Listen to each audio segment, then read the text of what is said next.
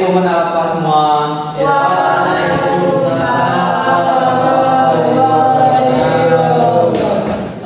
kabarnya hari ini? Alhamdulillah, luar biasa, tetap semangat, Allah Akbar. Mantap.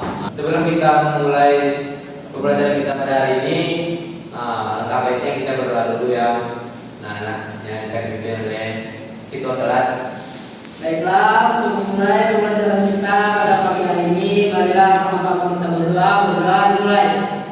Bismillahirrahmanirrahim. Raditu billahi rabban wa bil Islam dinan wa bil Muhammadin nabiyya wa rasulah. Rabbi zidni ilman warzuqni fahman. Amin. Kita sekarang mau belajar bahasa Indonesia itu tentang unsur misteri-misteri cerita fiksi fabel. Apakah sebenarnya anak-anak telah mendengar dari judul kita ini? Belum, Pak.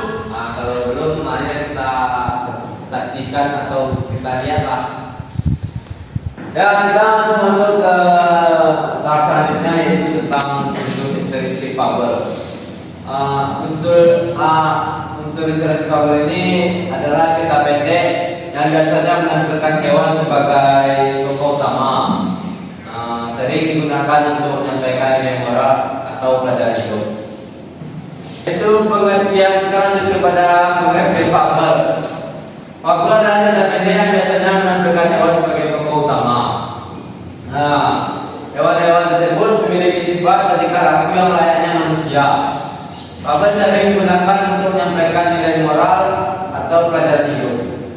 Hikmahnya yaitu fabel biasanya mengandung pesan moral yang dapat diterapkan dalam kehidupan sehari. Yang fiksinya, fabel merupakan cerita rekan, bukan cerita nyata. Tradisi lisan, fabel sering kali diturunkan secara lisan dan generasi ke generasi lainnya.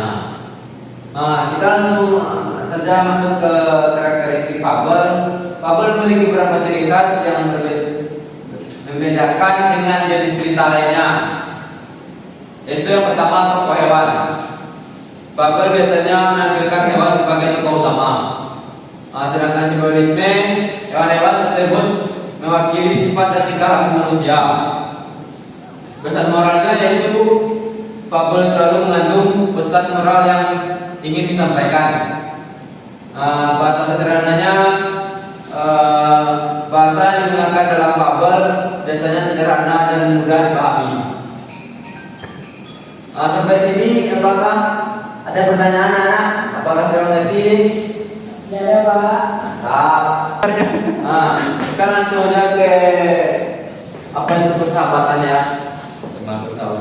Tentang persahabatan itu, fabel tentang persahabatan mengajarkan tentang pentingnya menjaga hubungan baik dengan kita sama teman. Teman atau orang lain itu intinya persahabatan itu ya. Contohnya seperti cerita tentang si kancil dan si rusa yang saling membantu. Apakah anak atau kecil? Yang kedua itu kejujuran. Fabel tentang kejujuran menekankan pentingnya bersikap jujur dan tidak menipu. Contohnya tentang serigala dan si kambing yang berpura-pura sakit. Yaitu yang selanjutnya kerendahan hati. Fabel tentang kerendahan hati mengajarkan tentang pentingnya bersikap rendah hati dan tidak sombong. Contohnya seperti si semut dan si belalang yang saling membantu. Kita langsung masuk ke tahap selanjutnya, yaitu amanat fabel. Amanat fabel merupakan pesan moral yang ingin disampaikan penulis kepada pembaca. Amanat fabel biasanya diungkapkan secara tersirat melalui alur cerita dan karakter tokoh. Yang pertama itu pelajaran. Amanah kabel dapat menjadi pembelajaran bagi pembaca untuk bersikap baik dan bijaksana. Yang hikmahnya itu amanah kabel mengandung hikmah dan nilai luhur yang dapat dijalankan dalam kehidupan. Refleksinya, amanah kabel mendorong pembaca untuk merefleksikan diri dan memperbaiki perilaku. Ini kita masuk ke itu tokoh dalam kabel.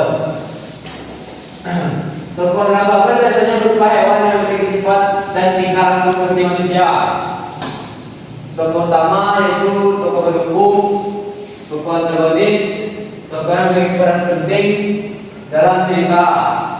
Tokoh yang membantu tokoh utama dan cerita, tokoh yang menjadi lawan dari tokoh utama. Kita langsung aja masuk ke alur dalam kabel.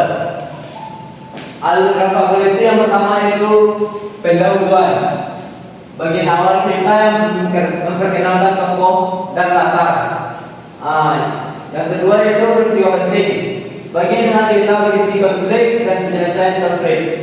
Yang ketiga pasti itu penutup. Bagian akhir cerita yang berisi pesan moral atau hikmah. Baiklah anak, kita selanjutnya itu akan bercerita kabel. Itu tentang kancil dan buaya. Apakah anak telah memikirkannya di mana alur ceritanya? Saya ingin membacanya, Pak. Mari kita sama-sama membaca ya, Kak ya. Apakah ada yang membacanya, Kak? Saya, Pak. Baik, kepada anak Daniel boleh bacanya. Di suatu hutan terdapat banyak hewan yang tinggal di sana. Salah satunya ada seekor hewan lincah dan cerdik yang bernama Kancil. Suatu hari yang terik, Kancil merasa haus dan lapar karena sudah seharian ia tidak mendapatkan makanan. Alhasil, ia merasa tubuhnya sangat lemas. Meski demikian, kelinci tetap berusaha menemukan makanan di sekitarnya. Hingga akhirnya ia tiba di sebuah sungai yang airnya cukup dalam dan arusnya yang cukup deras. Di seberang sungai, ia melihat terdapat tanaman mentimun yang sedang berbuah. Nah, tanaman mentimun tersebut adalah kesukaan Kancil. Jadi terima kasih kepada Kak Daniel. Apakah selanjutnya yang ingin membaca lagi? Kepada Andika, boleh? Baik Pak. Dan ia pun sangat bergembira dan berniat segera menyeberangi sungai untuk mengambil mentimunnya di sungainya itu. Kancil pun berpikir bagaimana caranya untuk menyeberangi sungai tersebut. Sementara akhirnya tidak ada berenang. Tiba-tiba datang seekor buaya yang menghalangi menjadi makannya. Kancil pun belum ketakutan, namun rasa laparnya semakin menyiksa di batinnya sehingga ia melupakan buaya yang hendak menyeberang tersebut.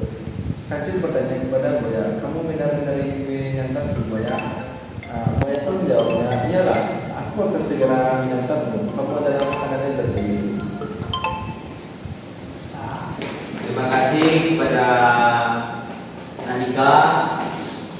Baik, berikan aku kepada teman-teman.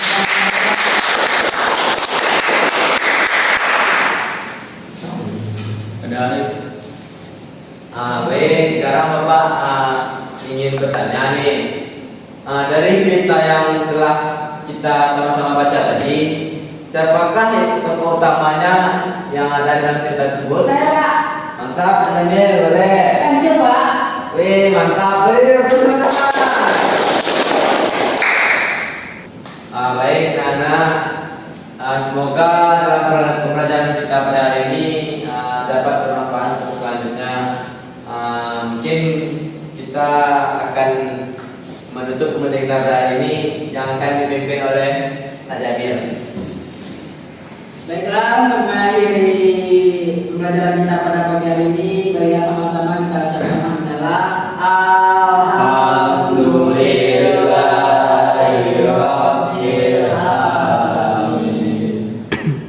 Subhanakallahumma wa bihamdika asyhadu an la ilaha illa anta astaghfiruka wa atubu ilaik. Ucapkan salam.